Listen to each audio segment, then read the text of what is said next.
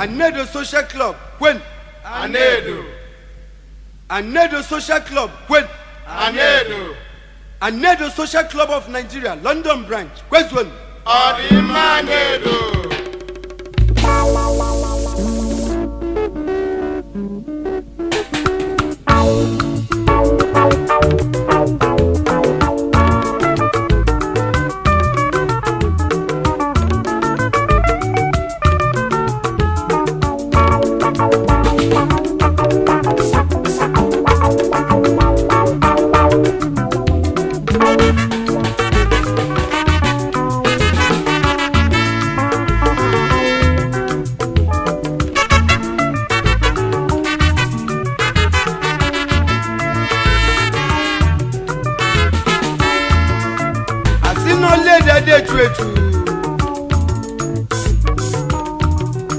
Umanedo Nicoledo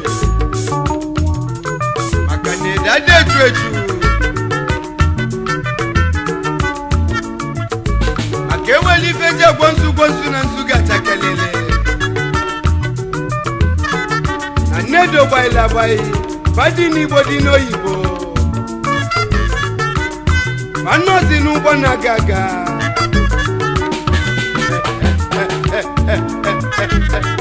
Besta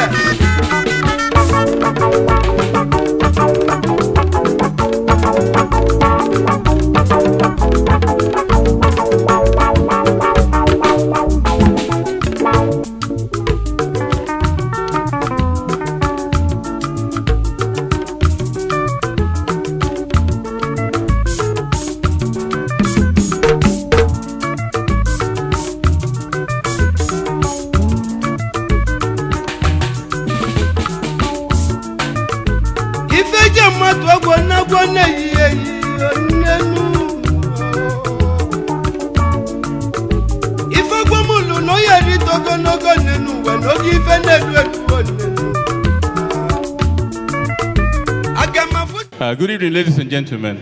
Sorry, we are starting late. It's not untypical of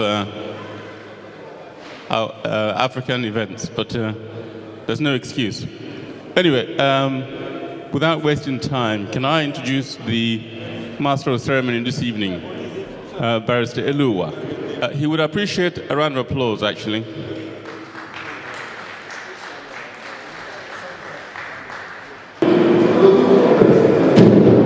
Hello? Hello? I'm not hearing you people. I want a response. Hello? Good evening, everybody. Ndinze, Ndiozo, elders. Yes. Anameke Lunu. I'm saying welcome to all of you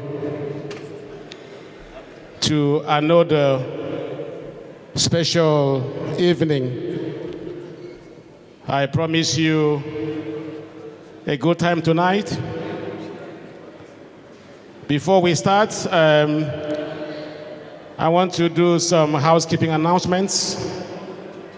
If we look on the far left, that's the exit and the toilet. In case of emergency, which we don't pray for, you can exit from there on the left, to your right, also to the right.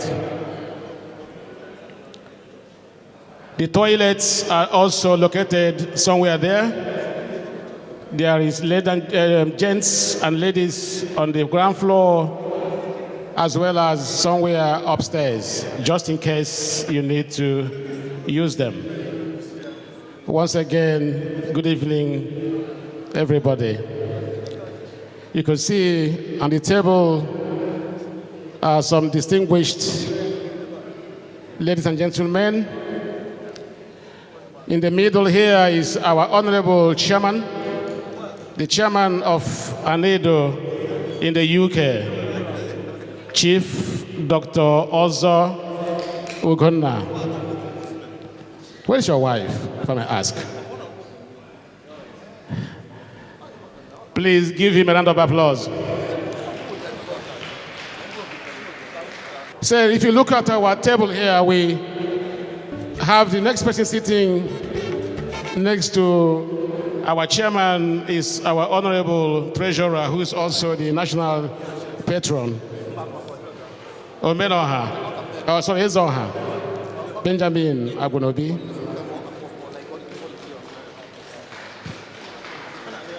On the far right is our honorable secretary, Chief Felix Ike.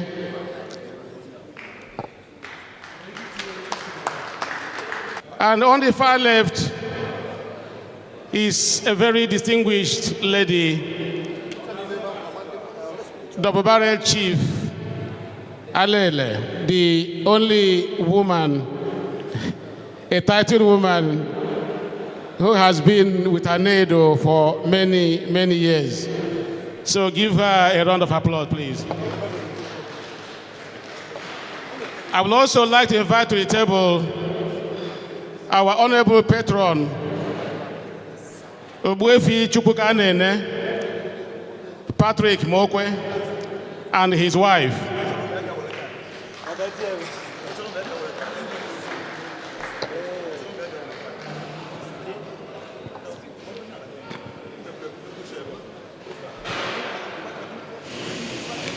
Of course, we are expecting some more members to come, as well as the special invitees. Looking in the hall, we have Ezenwata, Chief Ezenwata and his wife. We have our honorable legal advisor,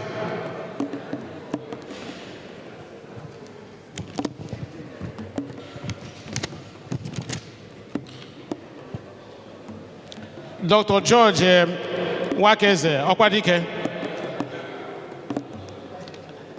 So give me a round of applause.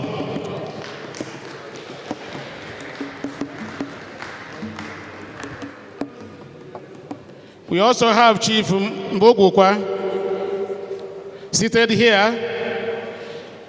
He was our former Financial Secretary. Please give me a round of applause.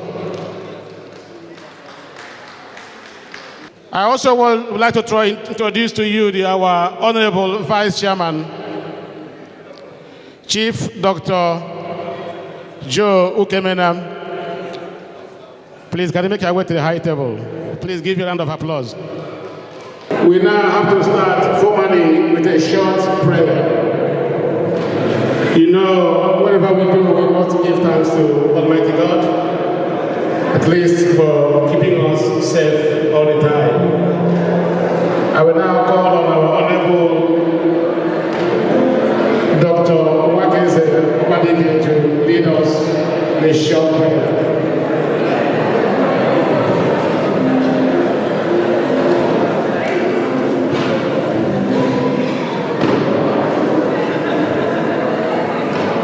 Praise God, hallelujah. Praise God, hallelujah. Our God and our Father in heaven, we thank you for the gathering of everyone here today. May your peace, may your love, may your grace abide with us. Lord, as we have come to celebrate again this special day, be with us, it shall be successful, and we thank you for all the grace, all the love that you have shown today. May it be well with everyone who has attended. In the name of Jesus Christ, amen.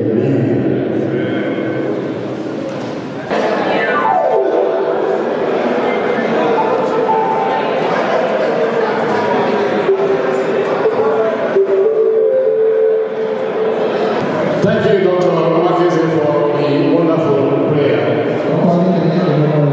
Thank you very much. You know, in our tradition, we start every occasion by presenting the kola nut. I will now hand over the microphone to the chairman to help us with the kola nut, which is already before him. Chairman.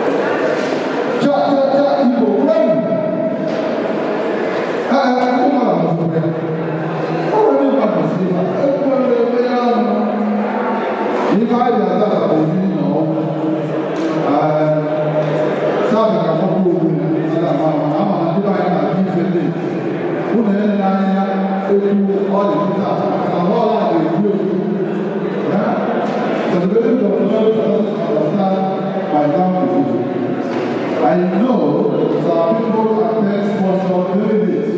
So just let us keep up, go on, keep enjoying ourselves. People are coming. And I'm very sure of that. I am watching. Let's see. I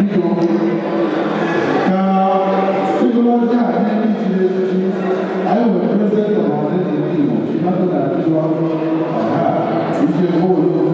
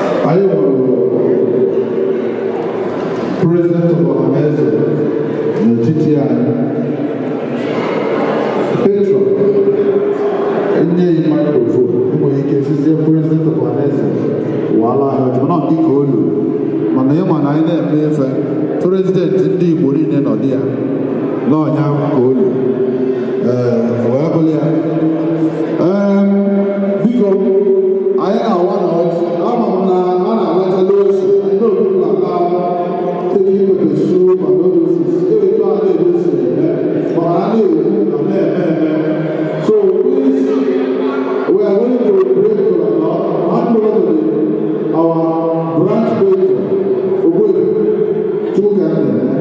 Michael.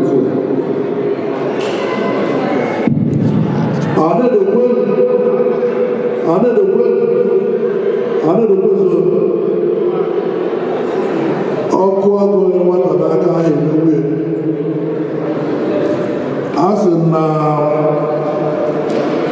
ozi na-ejela anyị mma emecha ya mma na-asị onye isi ọha na eze doo mma narị ọda maka na nke a gbara na bọọlụ mma azara afọ m na-asị na mma wụọ ji na-asị na ndị be anyị ọ bụ onye ji bi ebe ka ọ ya eji wee na ogologo ndụ na-arụ isi ike ifedo mma onye lụrụ ọ ya abịara ya nke ọjọọ ya ejuru na-asị na Chineke nna ya eme ka ife dị na ya eme ebe a taa ka ọ gaa ọfụma n'afọ a Jizọs Kraịst bụ onye nwe anyị dị onye nwanne Kraịst Ogbuefi Chukwuka na-ere ndo. DJ, can we have soft music in the background?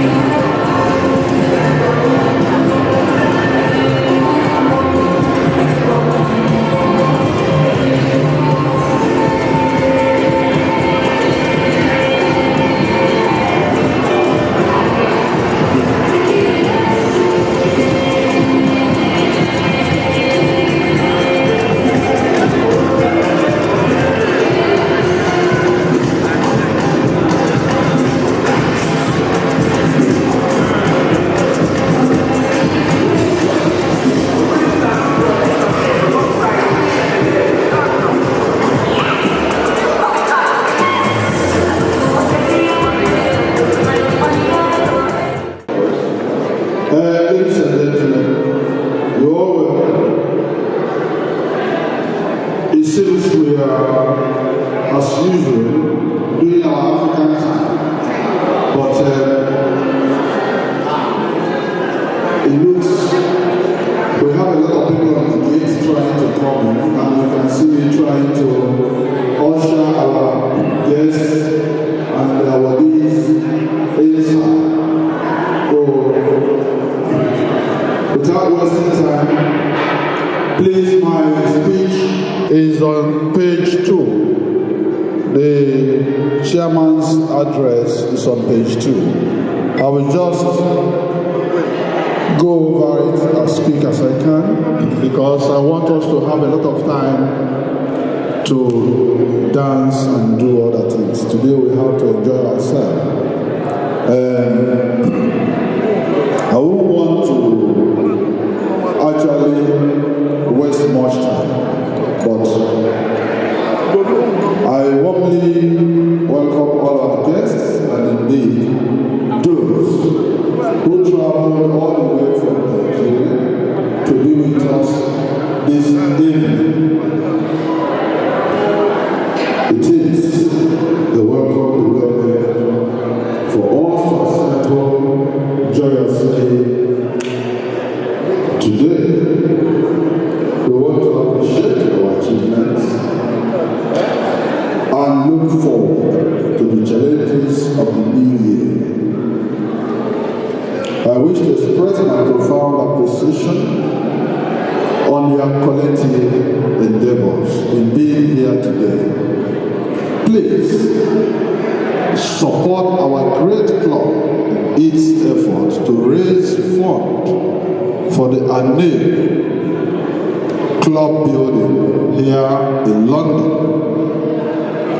I thank you in anticipation for your generous donations towards this great project of ours.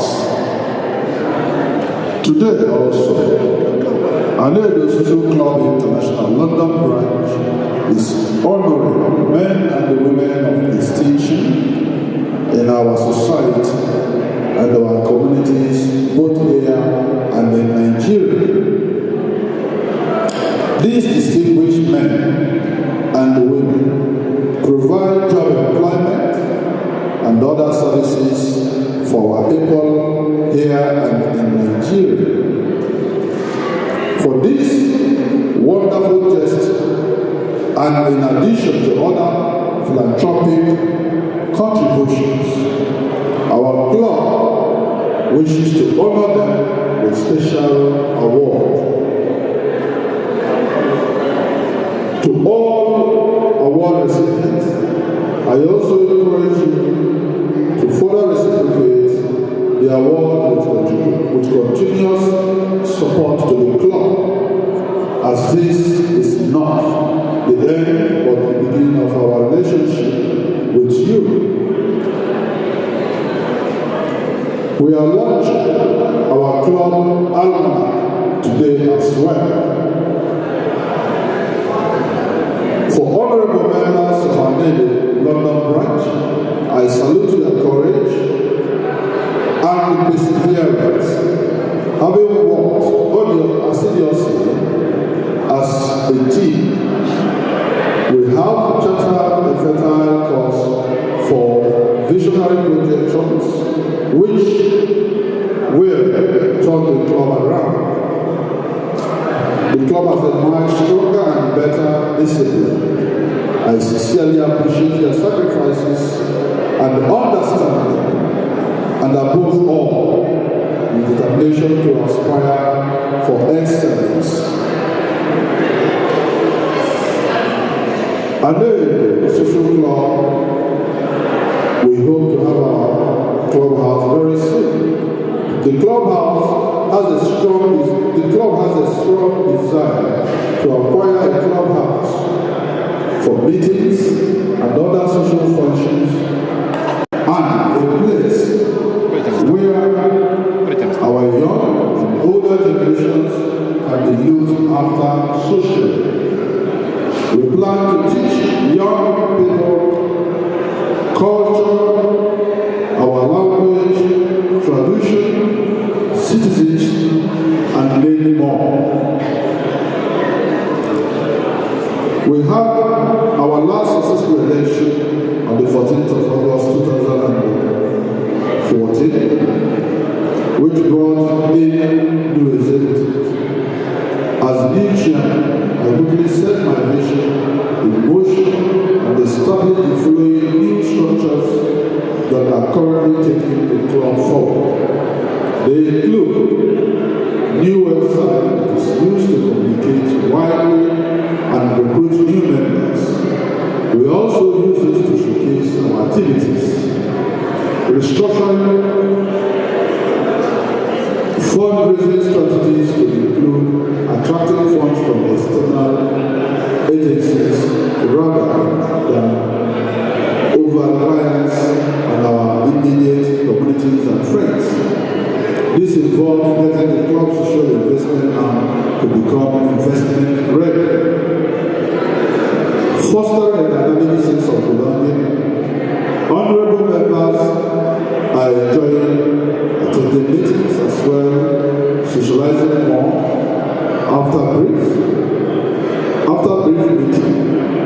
After all, Anedo is a social club. The intention of the current administration, which I led, is to have induction in 2017. However, the ultimate aim to long-term goal of London branch is to acquire a clubhouse where such induction and general meetings will be held. We have put certain wells in motion to try to achieve this. As always, today membership is open to men of good character, honor, and of age of 18 or above. We are looking forward to establish branches all over the United Kingdom, North Ireland, and Europe. I encourage people from any part of these areas to organize themselves in groups and get in touch with us. We will help them to form a branch of their own. New members are urged to join us today. Details are available here from our secretary and also from our website. You are all welcome to join this group of great people with distinctions in our societies and communities.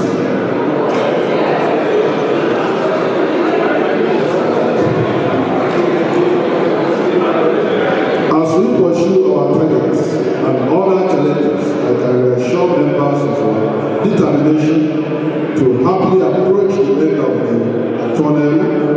I appeal to your collective wills and endurance for the successful achievements of our goals. Your genuine and enterprising spirit will continually motivate members to greater heights. I will continue to count on your collaboration towards the completion of the club's goal and aspiration. I salute your collective endeavors to drive our set objectives. May God continue to shower His blessings, good health, and traveling blessings to our respective homes. Thanks and God bless.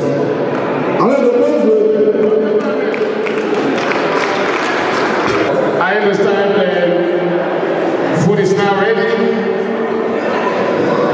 I'm going to start from the table, or I'll call the tables randomly.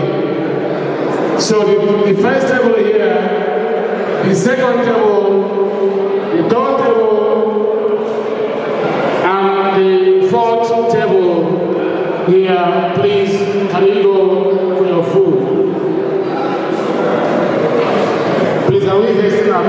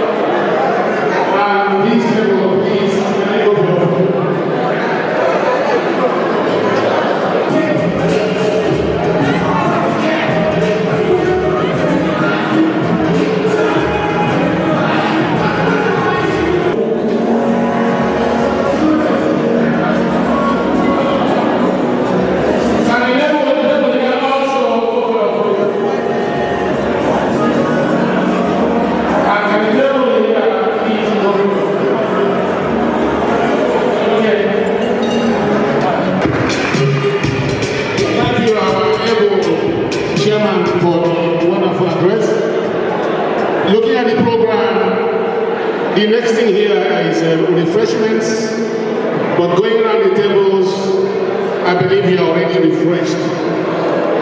So I'm going to jump that. Now going to the opening of the floor by all the executive members and our special guest, the first dance. You of course welcome to join us. DJ, are we ready for the first dance? We are now going to open the floor. I will invite the members of the high table and our special guests over here to open the floor for us. DJ, can you give us another special music? Anedo Social Club, win. Anedo. Anedo Social Club, win. Anedo. Anedo Social Club of Nigeria, London branch, welcome. Arimane.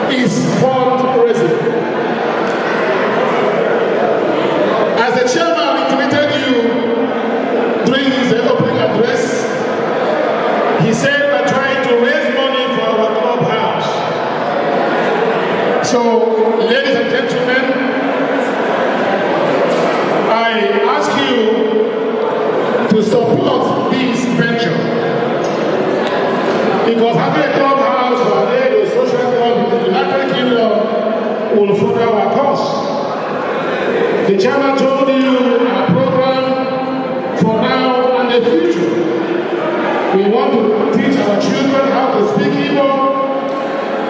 We want to teach them our culture and much more.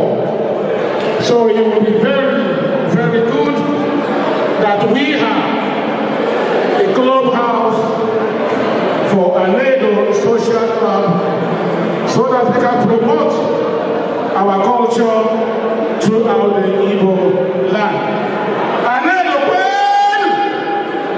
Onobakandani! Anedo Kwen! President! So we are now on the fundraising program.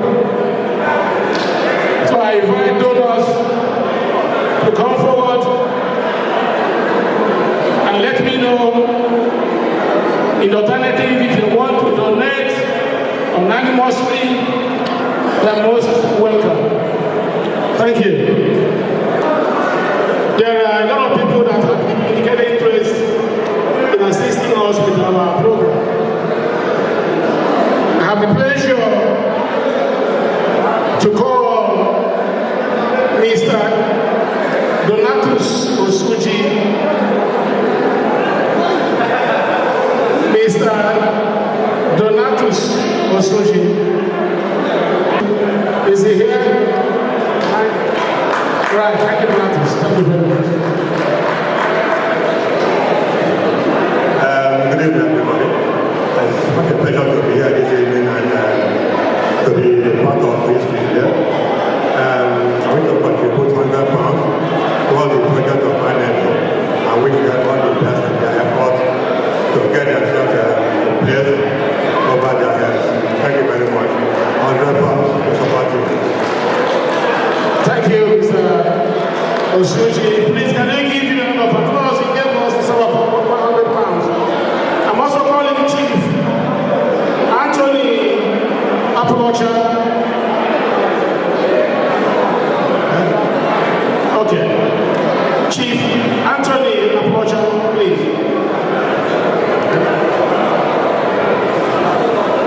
Chief Anthony Apolocha. Ladies and gentlemen, we crave your indulgence. We need your support. As the MC said, the worthy post is for Anedo project, which is the whole thing. Any amount, we're most grateful. So I'm going to call table by table. For those of us who are here to support us tonight, we're going to make sure that you are given the opportunity to say something or donate something for the cause. It's a worthy cause. Thank you very much, everyone.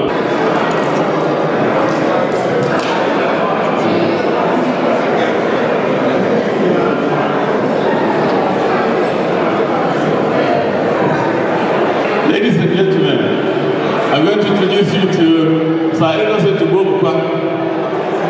He's a member of Anedo Social Club for over 20 years. Mostly served as a financial secretary. Very meticulous, very sound financial management. He's continued to serve the club by way of regular advisory contributions. Step forward, Sir Ubobukwa. There's a surprise for you. Chairman, Mr. Chairman. I give you this award on behalf of Anedo Social Club. God bless you.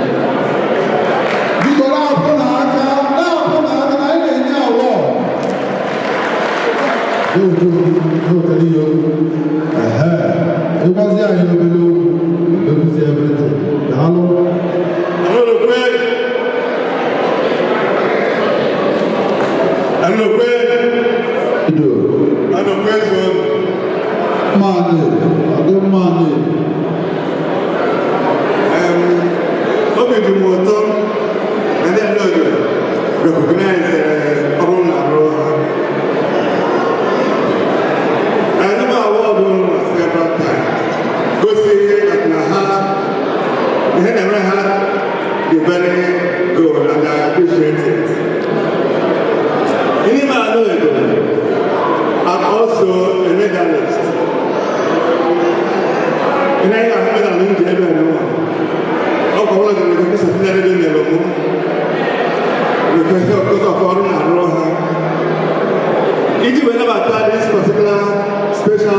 award. Muna win a winner here. Not the number government they gave it name. So, e.g., 250 pounds. We never that award. I don't know.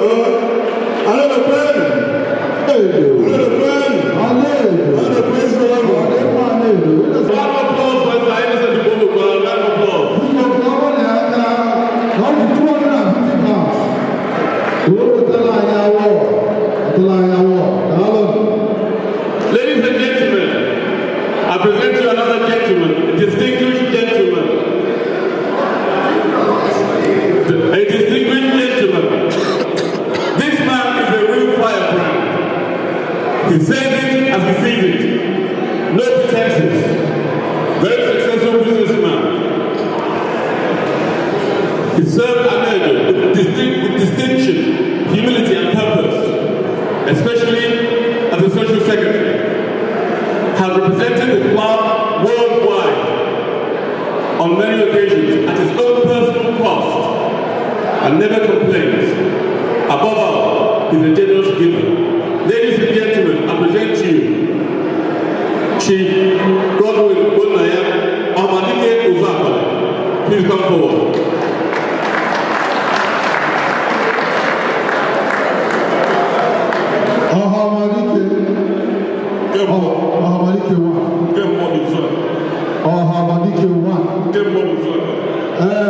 It's a great pleasure to honor you with this special award because of your generous and selfless effort to this great club. And I hope you will continue to serve us well, serve the club, which is your club. Please continue to do this as long as God gives you life.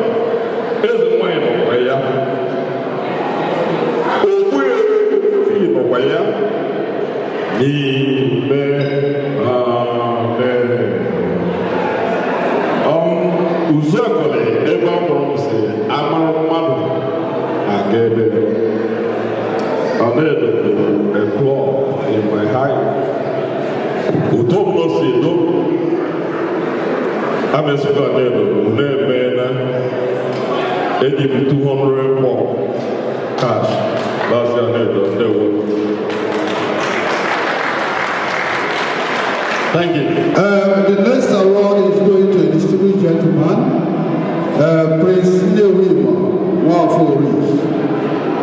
Those of us who know him as a distinguished and honorable gentleman in our society. He is the chairman of Otolo Nnewi. And not only that, he is also a philanthropist. He gives job. He employs our people here, both here and in Nigeria. And because of that distinguished and selfless services to our people, Anedo Social Club International London branch wishes to honor and give this award to Prince Newima Waforis. Prince, you go now,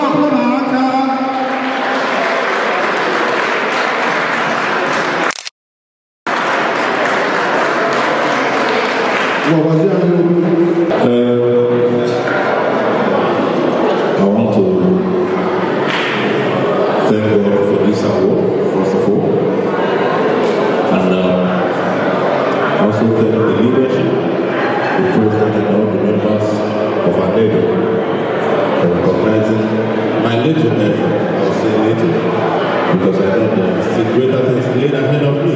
to you. But never you global, this is an encouragement.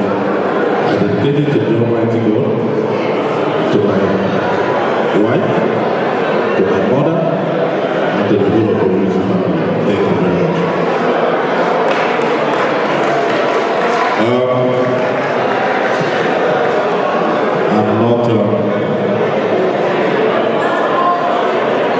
I'm not used to calling amount of money or saying whatever I'm giving, but I'll give this to other social governments. Thank you. Thank you, Prince Nnewi. Because at the same time, he is going to receive an award on behalf of Prince Chiedu Orif Motors in Nigeria.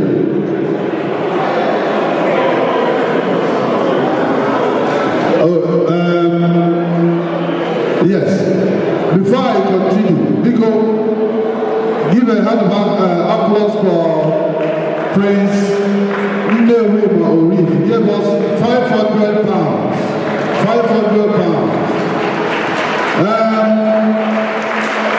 Prince Chiedu Orif Ogunnaya is the CEO of Orif Motors in Nigeria. Most of you who travel in the East or in Nigeria knows very well. So he creates employment for our people and also provides services. He's also a philanthropist. And that is the reason why we and the Social Club London branch deemed it fit that people who create services to our people and employment should receive a special award from our neighbor, just to encourage them to do more. So, and then the Social Club London branch hereby give this award to Prince Chiedu Orif Ogunnaya, please.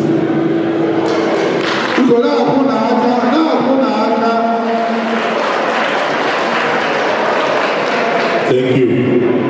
Thank you, Mr. Chairman, President and Lady, Social Club London branch.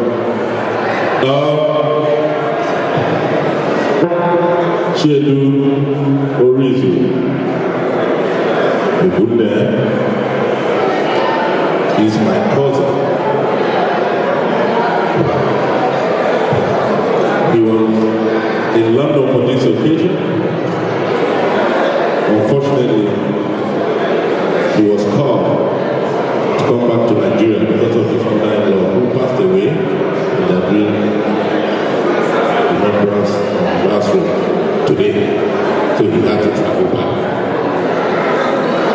But he said I should come back to receive this award on his behalf and say a big thank you to the Social Club and all his members. And he has also instructed me to give a little total to the President on behalf of our neighbor. Thank you very much. God bless.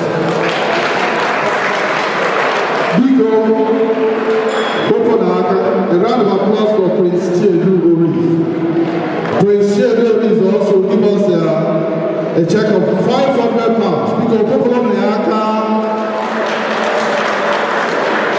Ladies and gentlemen, it's not all about men. Women are equally important and they distinguish themselves in what they do. We have another awardee recipient. This lady, ladies and gentlemen, I need your attention please. I need your attention. This lady, she read medicine at the famous University College Dublin and relocated to London, has children, and as a GP, manages 2 surgeries in Leighton and South Woodford. The real reason for this award is not that she has helped, it's that she has helped so many people in a very, very quiet manner. No bragging, no boasting, in a very, very simple manner. She's also titled in her town as an Oduenyi Mbagi,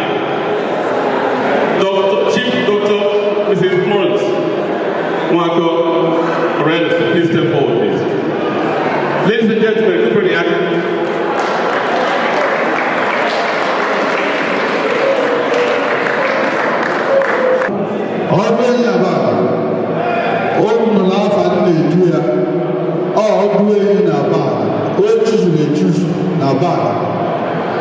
Yeah, she's a titled woman, lady. If it's in London, it's called Baroness. Or she'll be in the House of Lords. As you've had her profile read by Ezra, Audrey Yabana is one of the distinguished ladies we have here. Chief Dr. Mrs. Florence Wako Aurelius, Anedo Social Club deemed it fit to give you this award for your distinguished services to the community, and please keep your good work.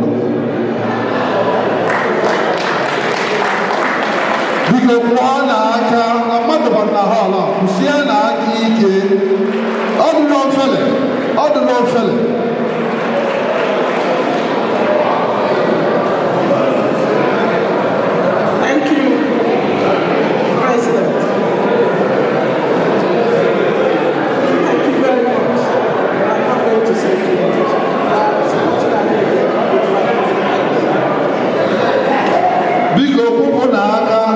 Chief Dr. Mrs. Florence Wako Aurelius, you £500. Where now I support you and need.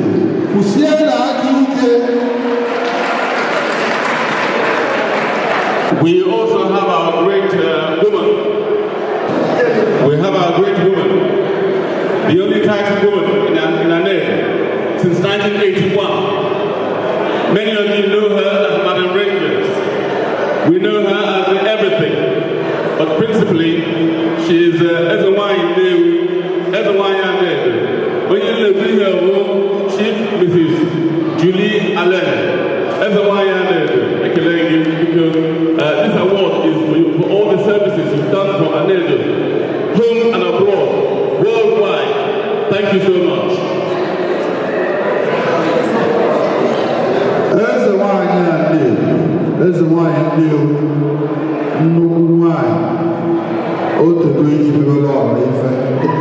communities.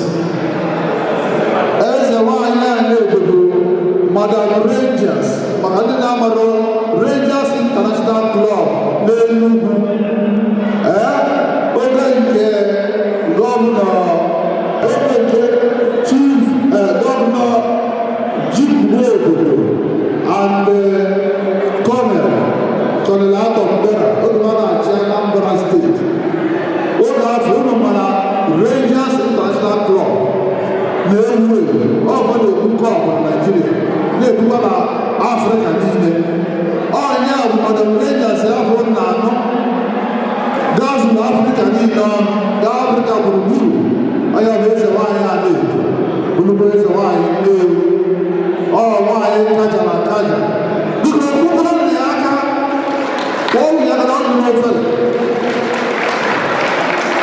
Chief Mrs. Julie Allen is a wine. Anedo is a social club London branch. They made fit, and it's a great honor to give you this distinguished award for what you have done for Anedo and what you have done for Anambra State, Ndi Monine, and Nigeria in general. It's our pleasure.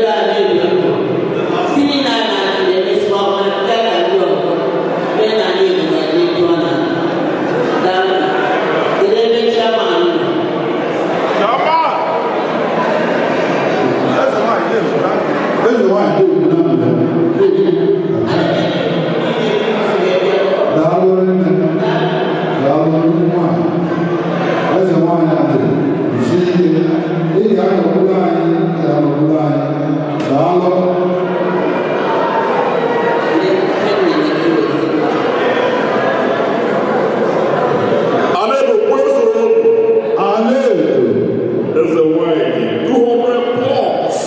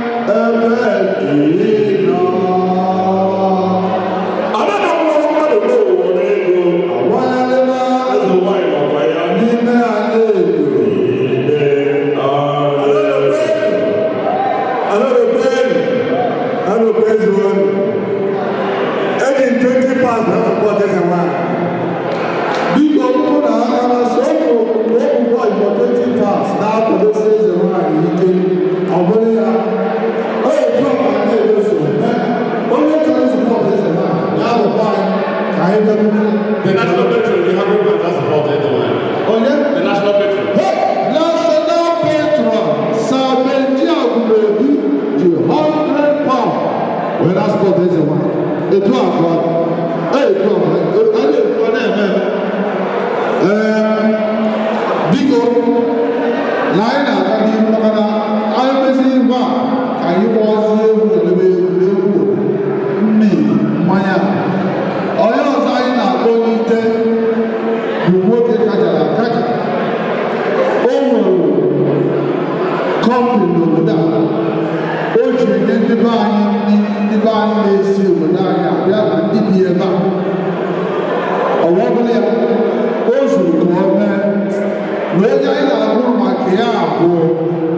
Chief Vincent, I am a man. Because I'm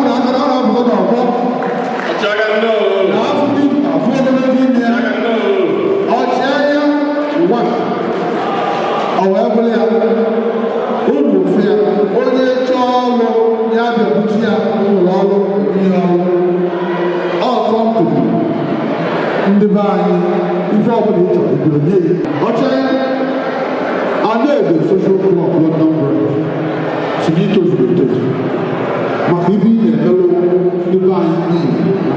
Nigeria. Whereas now, I didn't hear a war. He then made the beach, then the Bible, then the one when I said they go to the mouth. But I'm not going to the short club. Please, this is a war. Hello, in the Majaya.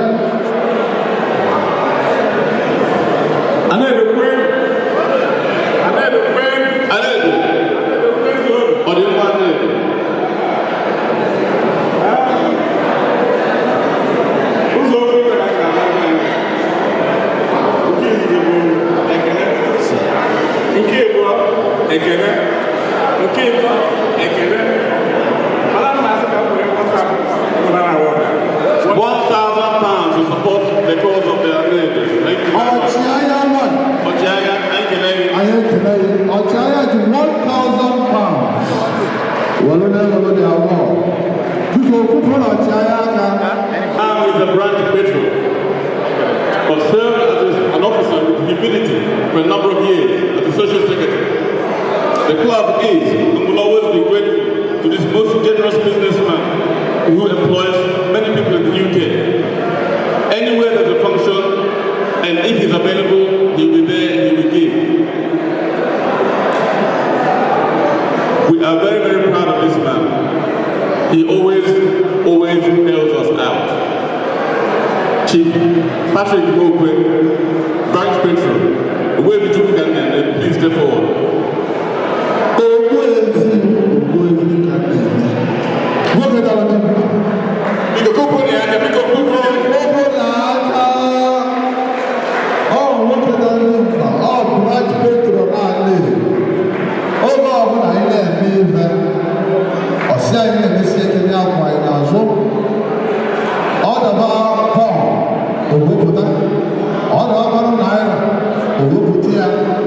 ebe ọ bụla anyị na-eje ọ bụ anyị n'azụ gị na ya bụrụ ịma na gị na mmadụ if you are with him you are with men etu a ka ọ dị biko unu ga-agba aka ọzọ maka na obodo Ogbuefi ji na-akwado Anaedo Social Club. Ogbuefi bụ CEO of Dean Security. Ọ na-enye ndị be anyị ọrụ Nigerians, non-Nigerians, ụwa niile. If you want any job, they put here. So, ọ dịrị ofe na onye na-eme ka esi eme ka a na-ekwu ka o si eme. Ọ bụrụ ya Chief Patrick Mogwe Ogbuefi Nene, on behalf of Anaedo Social Club, I present this award for your gesture, kindness, and support Anaedo financially. Every time, every day, day and night, on behalf of Anaedo, I give you this award.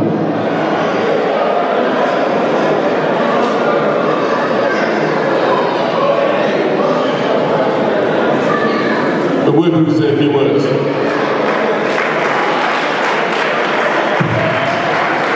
Anaedo plan. Anaedo. Anaedo plan. Anaedo.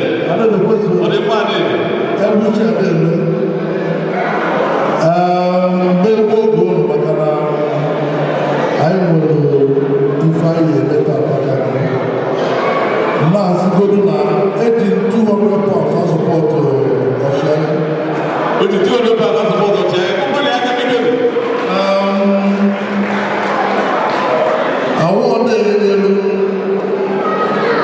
n'afọ a mụ na onye be m ana m asị na ma enwere 600 pounds. 600 pounds.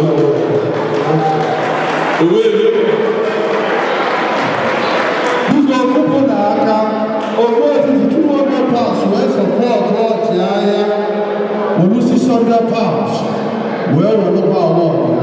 Biko pụọ na aka na ọ dịrị ofele ebe ọ bụla ọ dị ofele na ime Another generous and most successful businessman in our midst. A very generous. He gives jobs to many home and abroad. This man is very unassuming. He goes about his business in a very simplified manner, quietly, but very effective. He also serves Anaedo as a welfare officer. Onyenebu Magiawo Chief Anthony Osumwon. Ogechukwu Kamma, step forward please.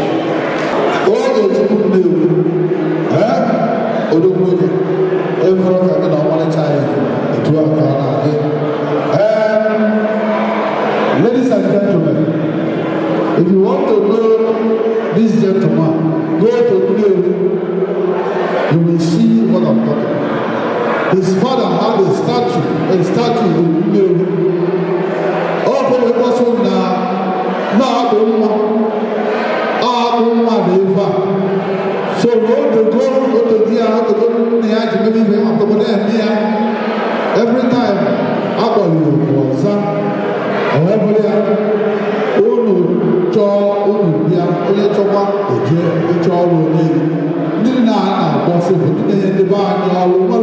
eji m 150 pounds as support Ogechukwu kwadoro.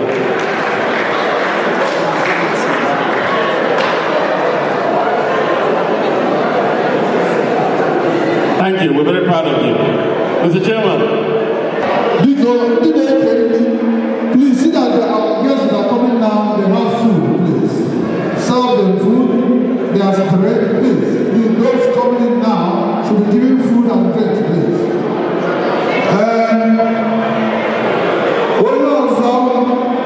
Onye ọzọ anyị na-enye award bụ nwoke travel and travel. A na-agba ya anya fulu ugo si na-eme ugo na ala afụ ugo na there is a bird, the white bird, big bird, Swam. I think that is it. That's what kind of food. Swam, yeah? So quick doing the only thing owns that bed in this country. However, I'm not food. Then about that. Who put our cabin on?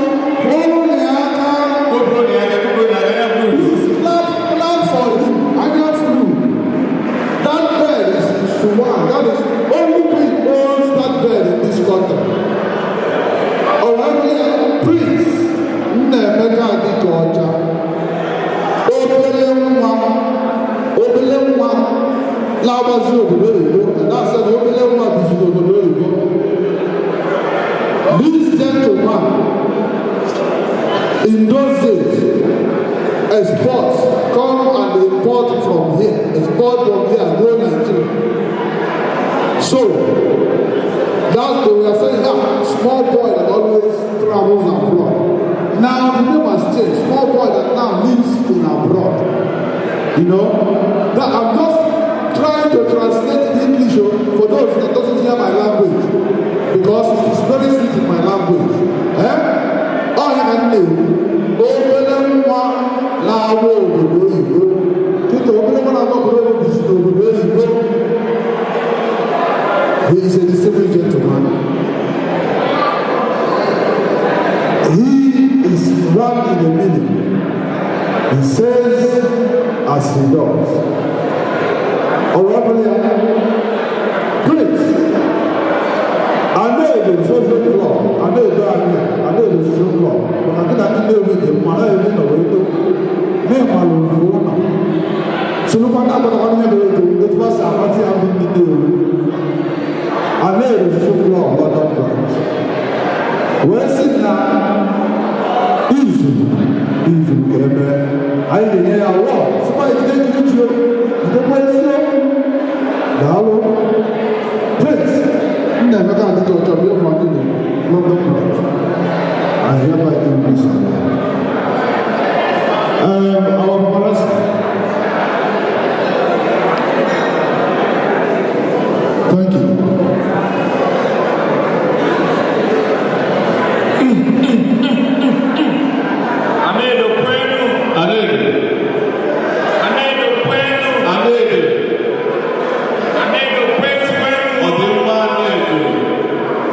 I am free.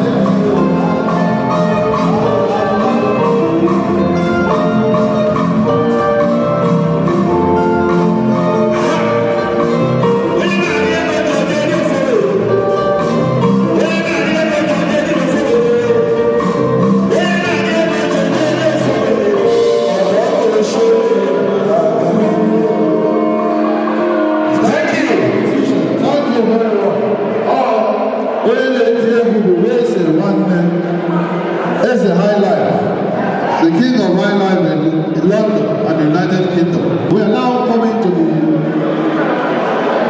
third part of our event, and then after which is busy, and then we go.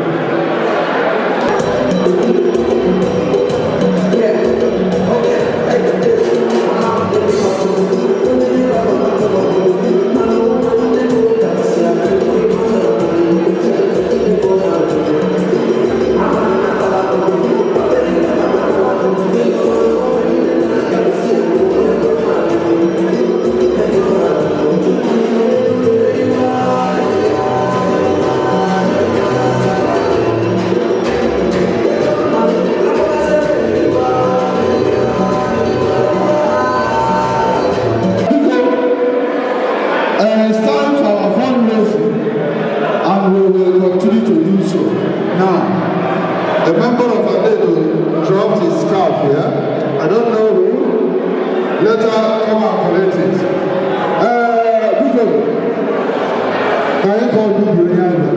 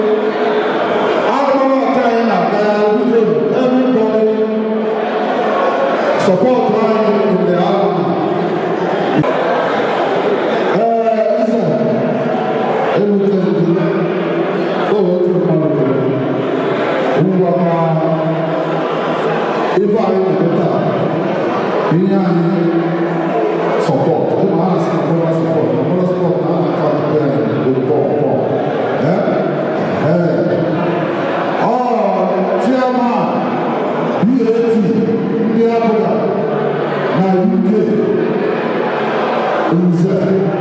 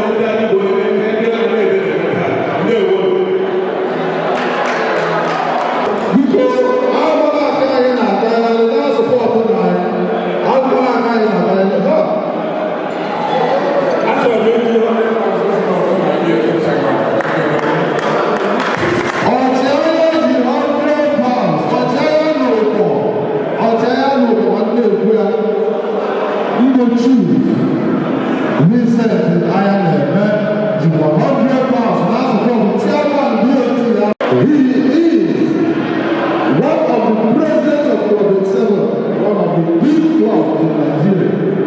And I have my honorable President Osai, one of the presidents of Club 7. He's the one that, if you think that you have too much, you come and see him. He can double here or everything you have. President Osai, our name is Social Law. We welcome you. We tell you welcome. And we want you to tell us what you feel and to show us the support. Because when you have people like you, we can move mountains. President Osai.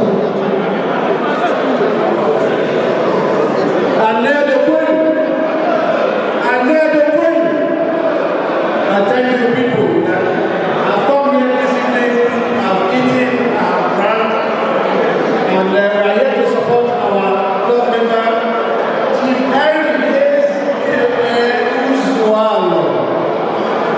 There is no money. I support £250. A round of applause. President Osai is given £350.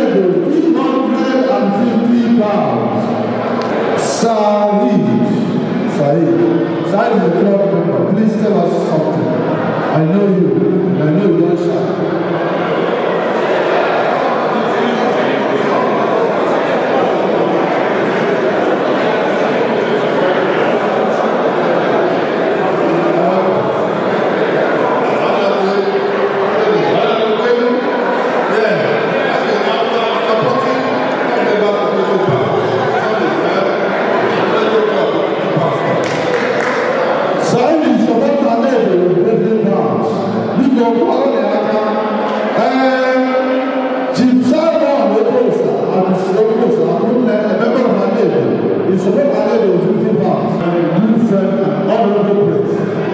You are a big man, and I know what you can do.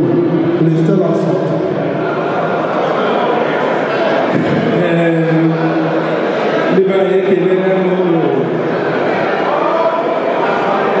The social club about if a blue and a better.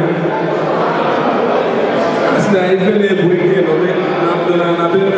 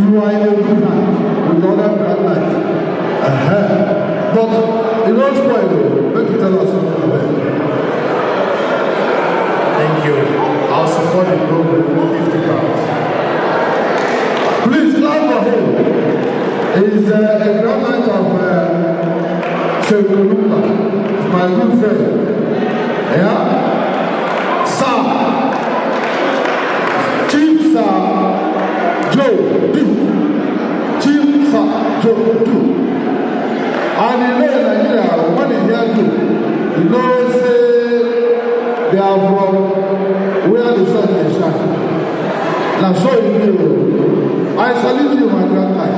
Thank you very much. Please, seriously, Ladies and gentlemen, I'm delighted to announce a check of £50 from a very important organization, which is Dementia, which is a very serious illness in this country. And the CEO who is here tonight, Mrs. Christiana, will give us a sum of £50. We give a round of applause for her. Thank you.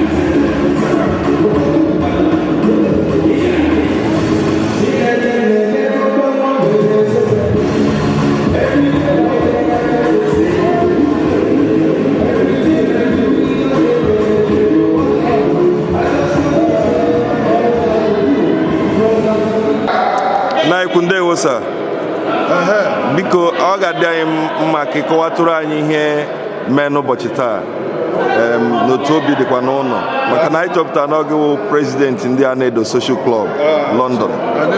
Chairman ndị Anedo. Yes, Anedo Social Club London branch international. Daalụ nne. Uli nwanne. Tata anyị mere launching fundraising, in fact, fundraising of our clubhouse, Social Club Clubhouse. You got an award to prominent, distinguished ladies and gentlemen in the Bible in Nigeria. We recognize them, those who create employment for our people and also for Nigerians in general. So we recognize them today by giving an award. People like Ayan Eme, Ochiaya, Ocha, Ayaflu, Chief Patrick Mwokwe, and our national president, Mbako, Chief Sadratus Mbako, and many others. Sir Felix Ndonade, Chief Sir Felix Ndonade, Chairman Emeritus. So, and we were happy that we had a big turnout, and not only that, those who came to participate also honored us generously, and we are very grateful.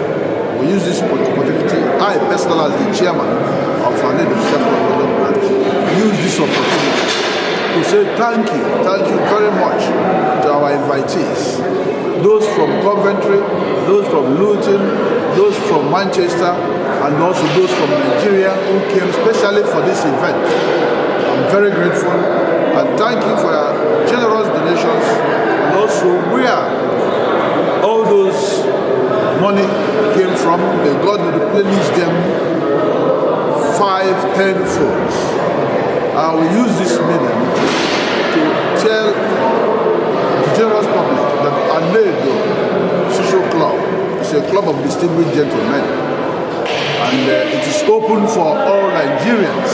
It's open for all Nigerians of good character, honorable men of good character. Please come and join us. Go to our website, Anedo Social Club, www.anedosocialclub London Branch International.org. You will get it. Not to say, I also thank the musicians, really want me for giving us a very good music and to promote what we are doing.